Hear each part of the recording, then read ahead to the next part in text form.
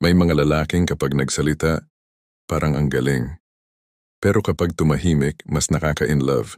Yung tipong hindi kailangan ng mga magagarbong salita. Kasi ramdam mo na nakikinig talaga siya. At kung isa kang babae, yung ganitong klaseng lalaki, yung marunong makinig, yan ang isa sa pinakamatinding green flag na madalas mong hindi napapansin. Kasi sanay na tayong hanapin yung marunong magpakilig, marunong magpa-impress. Pero ang tunay na karisma, yung marunong makinig kasi ibig sabihin, interesado siya hindi lang sa katawan mo, kundi sa kaluluwa mo. Sa panahon ngayon sobrang bihira na ang lalaking marunong makinig. Bakit? Kasi karamihan gusto lang marinig ang sarili nila. Sa unang date pa lang kwento ng kwento. Alam mo ba, ganito ako, ganito trabaho ko, ganito kotse ko, ganito gym routine ko. Pero kapag ikaw na yung nagsasalita biglang tahimik, hindi dahil nakikinig, kundi dahil naghihintay lang ng turn nila para ulit pag-usapan sarili nila. At dyan mo makikita yung difference ng lalaking green flag at walking red flag. Ang red flag na lalaki gusto niyang ma-impress ka. Ang green flag na lalaki gusto kanyang maintindihan. Kaya ang daming babae na uubos emotionally. Lalo na yung mga sanay na lang umintindi, pero walang nakikinig sa kanila. Parang gusto lang ng mga lalaki makuha ang attention nila, pero hindi ang katahimikan nila. Alam mo yung pakiramdam na ang dami mong sinabi pero parang walang tumatak? Yung nag-open up ka pero parang nag-monologue ka lang sa dingding? Ito yung dahilan kung bakit maraming babae ang emotionally drained. Kasi sanay silang makinig, pero hindi sanay na pakinggan. At kung lalaki ka, ito ang isa sa pinaka-underrated na diskarte. Ang tahimik na empathy. Hindi mo kailangan maging makwento para magustuhan ka. Minsan, sapat na yung marunong kang tumingin sa mata niya habang nagsasalita siya. At yung simpleng naiintindihan ko mo, mas nakakapanatag kaysa kahit anong pick-up line. Ang lalaki na marunong makinig hindi lang iniintindi ang salita. Iniintindi ang dahilan sa likod ng salita. Yung kapag sinabi ng babae, okay lang ako, alam niyang hindi talaga okay. Yung hindi niya pinipilit ang sagot, pero binibigyan ka ng espasyo na magsabi kung kailan ka ready. Isa to sa pinakamalalim na green flag, emotional awareness. Kasi ibig sabihin, hindi lang siya emotionally present, marunong din siyang magbasa ng energy mo. At kung babae ka, tandaan mo. Kapag nakatagpo ka ng lalaking kayang pakinggan ang katahimikan mo, huwag mong bitawan. Kasi sa panahon ng mga lalaking puro ako, yung lalaking marunong makinig, yun ang bihirang ginto. Tingnan mo ang mga online dating app ngayon. Swipe left, swipe right, lahat ng profile, puro highlights. Gym rat, business owner, traveler. Pero bihira kang makakita ng bio na nagsasabing, marunong makinig. Kasi hindi yun sexy sa tingin ng iba. Pero sexy yun sa totoong buhay. Kasi kapag nakilala mo yung ganitong lalaki, doon mo mararamdaman yung peace. Hindi adrenaline, hindi thrill, kundi kalma. Ang lalaking marunong makinig, marunong umintindi. At ang marunong umintindi, yun ang marunong magmahal. Kung may kakilala kang lalaking marunong makinig, i-comment mo ang pangalan niya. At kung ikaw naman yung lalaki na to, tandaan mo, hindi mo kailangang sumigaw para mapansin. Minsan, yung katahimikan mo na may malasakit, yun ang pinakamatunog na I love you. Ang tunay na green flag na lalaki na yung may paninindigan kahit walang nakakakita. Hindi yung mabait lang kapag may gusto o gentleman lang kapag may nanonood, kundi yung consistent. Kahit walang papuri, kahit walang reward, tama pa rin ang ginagawa. Kasi sa mundo ngayon madali nang magpanggap. Lalo na sa social media, ang dali maglabas ng quotes tungkol sa loyalty. Pero sa DMs puro, hey, musta ka na sa ex? Madaling magmukhang mabuting tao online, pero mahirap maging mabuting lalaki kapag walang kamera. At yan ang malaking problema sa modern dating. Maraming lalaki ang image-based, hindi principle-based. Ibig sabihin ginagawa lang nila ang tama kapag may nanonood. Pero ang tunay na green flag, may integridad kahit walang audience. Bakit napapagod ang babae sa mga relasyon? Kasi paulit-ulit silang umaasa sa mga lalaking magaling lang sa una. Magaling magpakita ng effort. Magaling magpakilig, pero kapag tinest na ng panahon, biglang wala na. Yung lalaking may paninindigan, hindi umaalis kapag mahirap na. Kasi alam niya, ang pag-ibig hindi lang puro saya. At kung lalaki ka, ito yung susi kung bakit mas pipiliin ka ng babae kaysa sa mas gwapo o mas mayaman. Kasi sa panahon ng pang-iiwan, ikaw yung nananatili. Ang green flag na lalaki, marunong tumayo sa paninindigan kahit nakakatakot.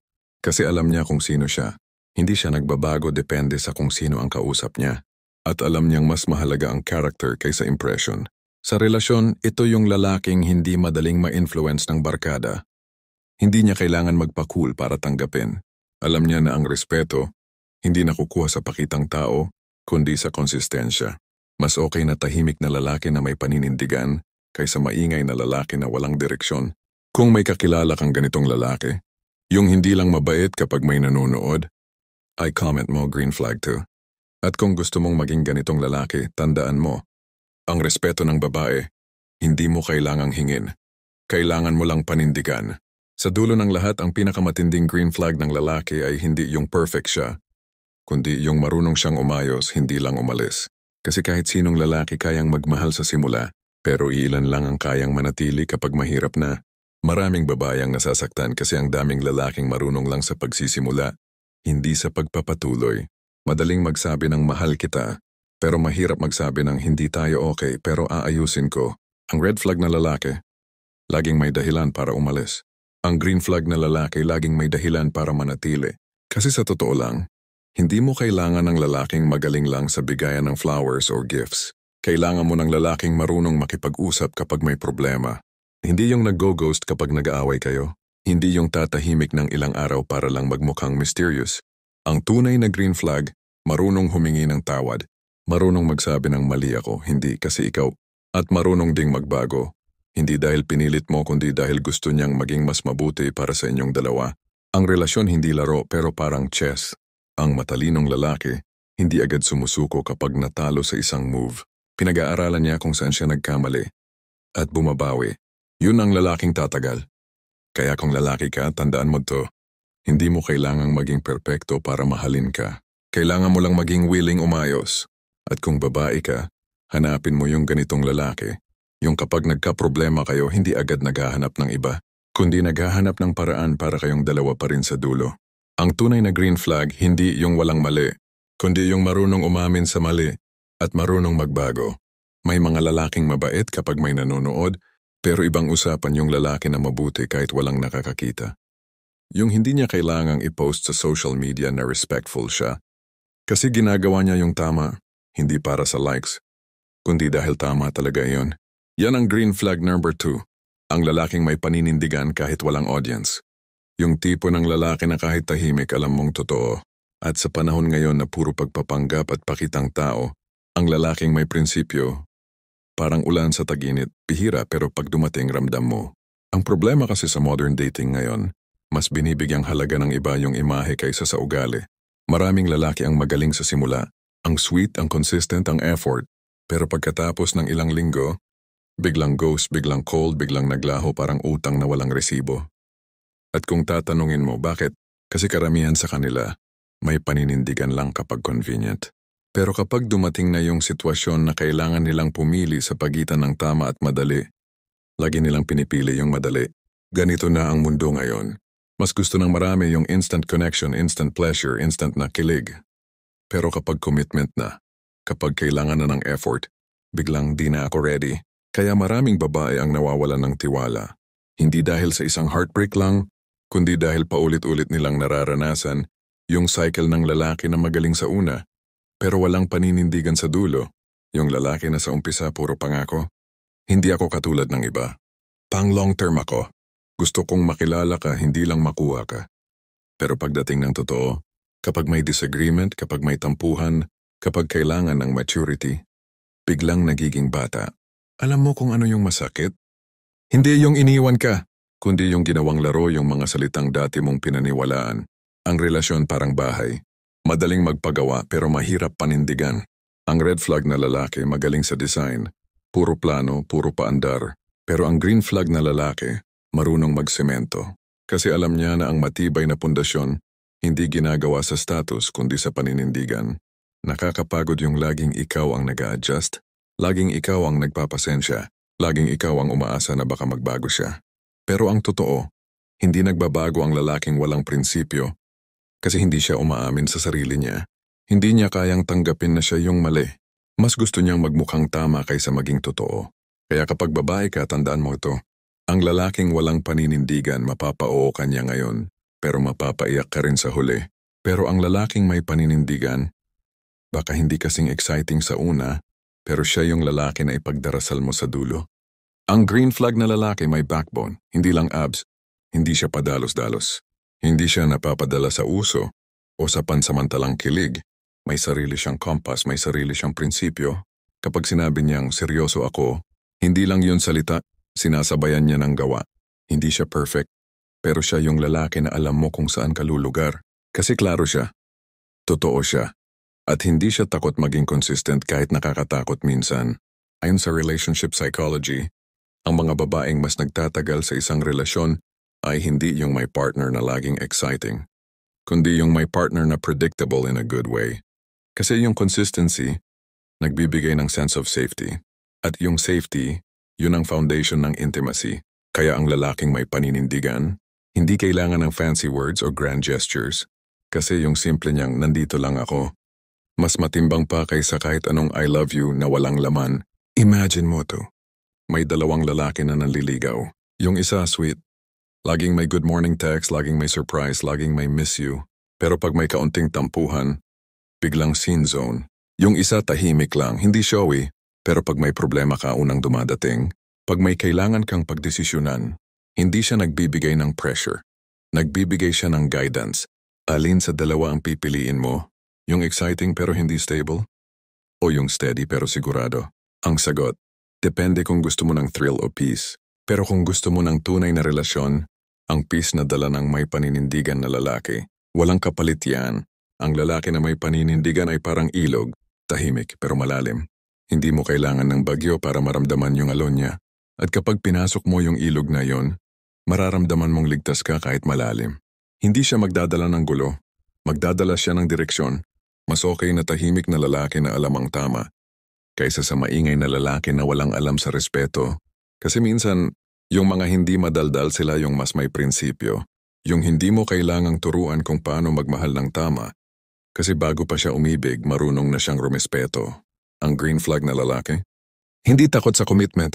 Hindi nagpapadala sa barkada o peer pressure. Marunong tumanggi sa tukso. Marunong humarap sa problema. Hindi tinatakbuhan. At higit sa lahat, marunong tumayo sa salita niya. Kapag sinabi niyang aalagaan kita, hindi lang yun pang intro. Kasi para sa kanya, ang salitang aalagaan ay panghabang buhay, hindi pang February lang. Kung lalaki ka at nanonood nito, tanungin mo sarili mo, ginagawa ko ba ang tama kahit walang nakakakita? May paninindigan ba ako sa mga bagay na mahirap ipaglaban? O mabait lang ako kapag convenient? Kasi sa totoo lang, hindi kailangan ng babae ng superhero. Kailangan lang niya ng lalaking hindi niya kailangang pagdudahan. Ganito yung klase ng green flag na lalaki. Yung lalaki na hindi naglalike sa bikini pics ng iba kahit may girlfriend. Yung hindi nagtatago ng close friend story para mag-flirt sa iba. Yung marunong magpaalam hindi dahil takot sa girlfriend, kundi dahil may respeto sa commitment nila. Yung hindi nag-cheat kahit wala namang makakaalam. Hindi mo kailangang ipagyabang ang katapatan mo. Kasi kung totoo ka, makikita yon ng taong dapat makakita. Ang paninindigan, hindi mo matutunan overnight. Ito yung resulta ng disiplina, self-respect at tamang values. Kasi kung hindi mo kayang panindigan ang sarili mo, paano mo paninindigan ang ibang tao? At ito yung rason kung bakit kahit hindi gwapo, ang lalaking may paninindigan, lagi pa ring hinahangaan ng mga babae. Kasi may weight siya, may presence. At yung presence na yon, hindi mo mabibili sa gym or sa pera.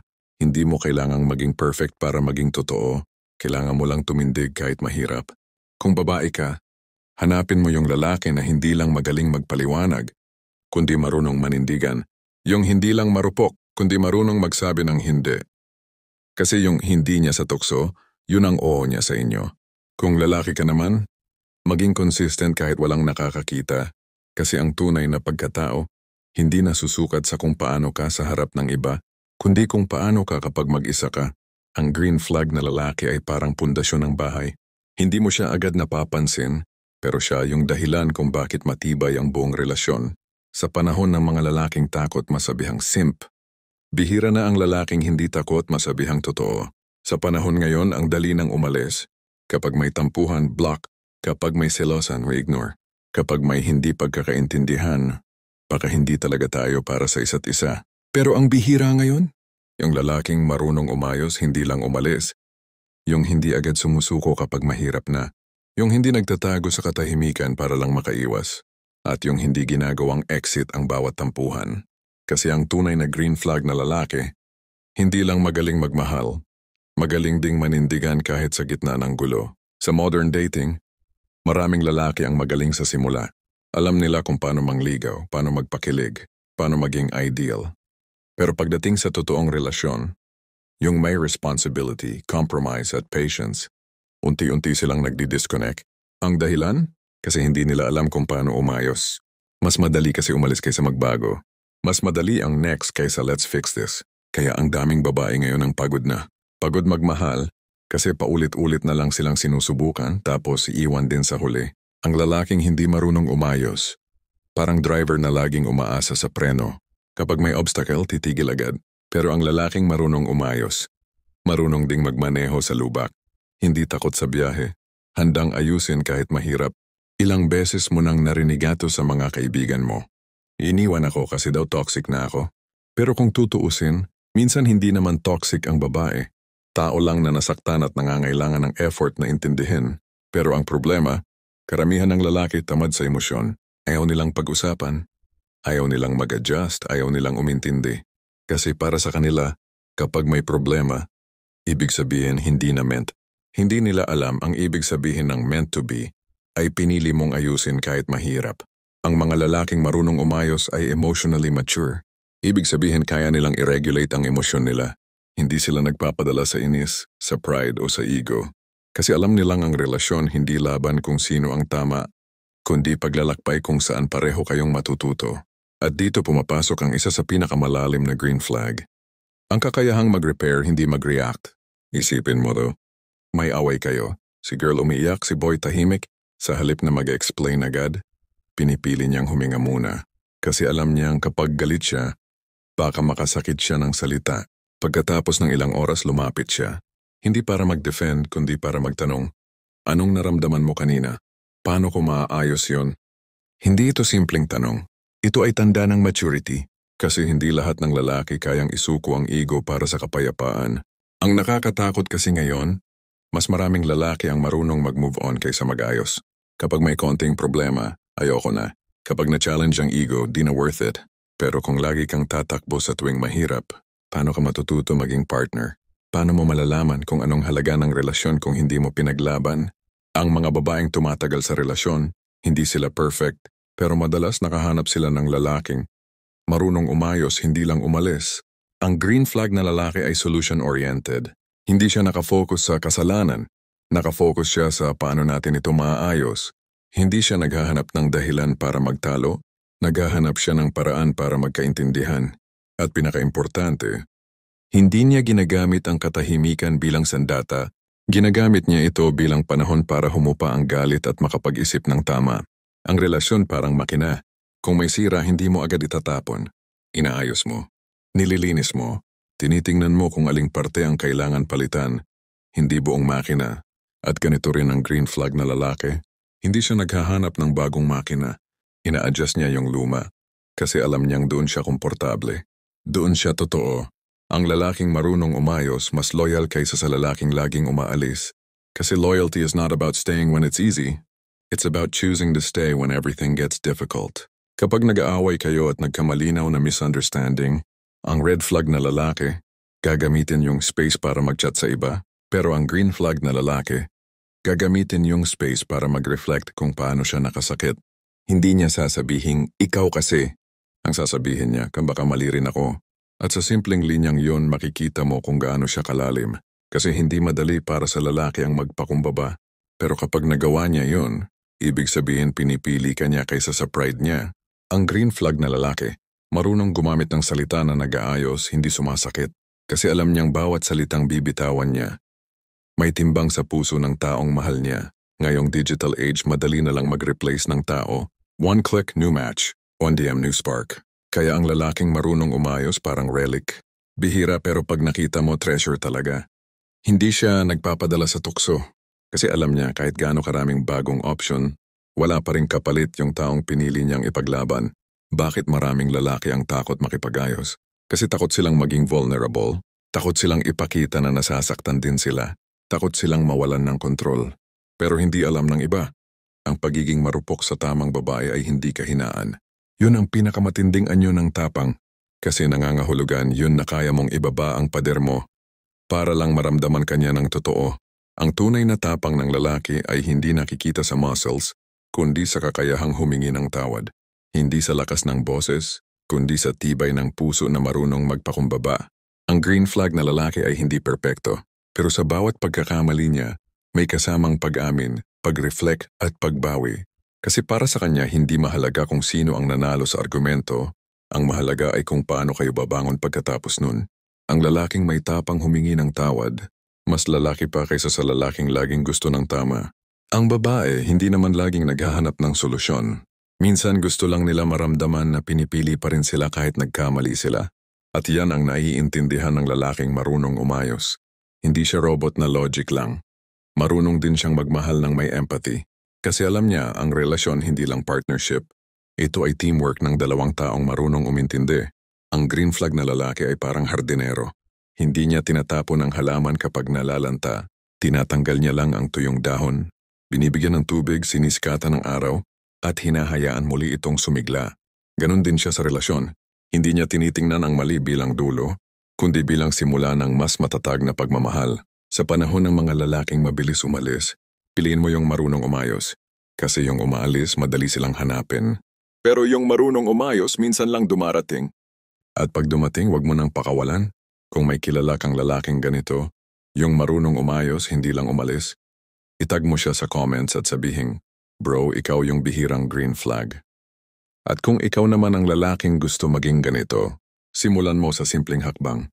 Matutong makinig, matutong umintindi, at matutong piliin ang pag-ayos kaysa pag-alis. Kasi tandaan mo, ang tunay na relasyon hindi sinusukat sa tagal ng good times, kundi sa tibay niyong magkasama sa bad times.